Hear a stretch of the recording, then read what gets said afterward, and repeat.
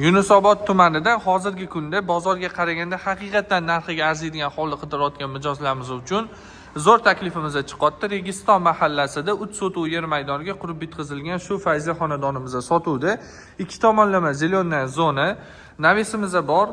Gazlar, suvlar qoldirib ketilgan ozgi oshxona qilib qo'ysanglar bo'ladi. Kalitka odam kirib chiqishi uchun va kattagina darvoza qoldirilgan. Navisimizdan tegi bitta mashina olib kirib qo'ysanglar bo'ladi.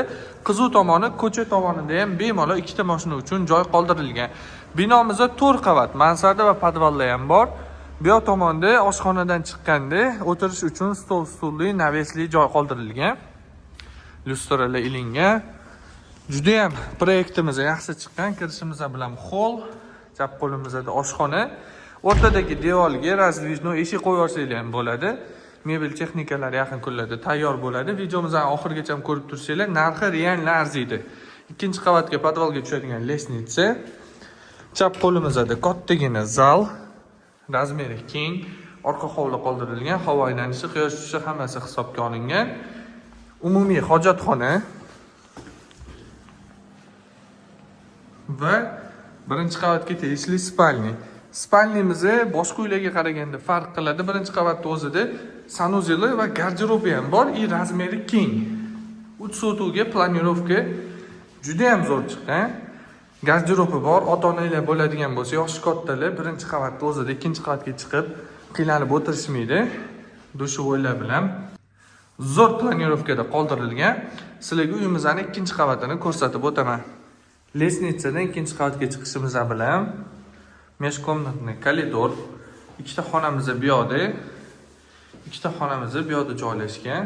Ikkinchi qavatga tegishli umumiy sanuzel, dushovoy kabinalari bilan. Keyingi xonamiz bitta master spalni, ichida garderob sanuzeli bilan, stroyni garderob va sanuzeli bor. 3 sotuvdan lekin maksimum foydalanishgan ekan. Sababi xonalar ko'p, xonalar keng qilingan, kichkina bo'lib ketmagan xonalar. Katta oila yashash uchun hamma sharoit bor. Bu xonamizda ham stroyni garderob. Keyingi xonamizda yana master spalni. Buning ichida sanuzel garderobi ham bor. Plus katta keng balkoni bor.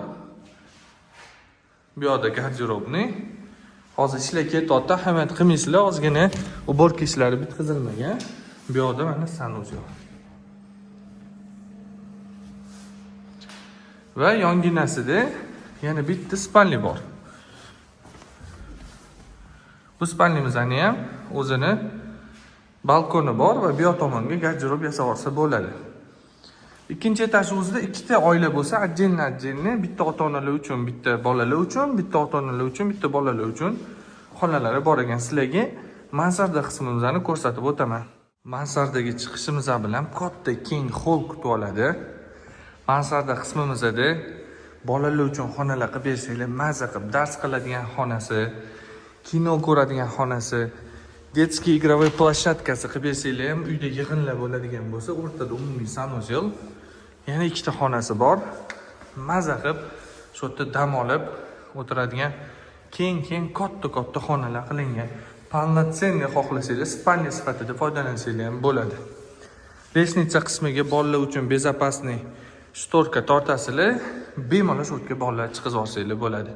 Sizlarga uyimizning podval qismini ko'rsatib o'taman. Lesnitsadan podvalga tushishimiz bilan splashnoy keng xona kutib oladi.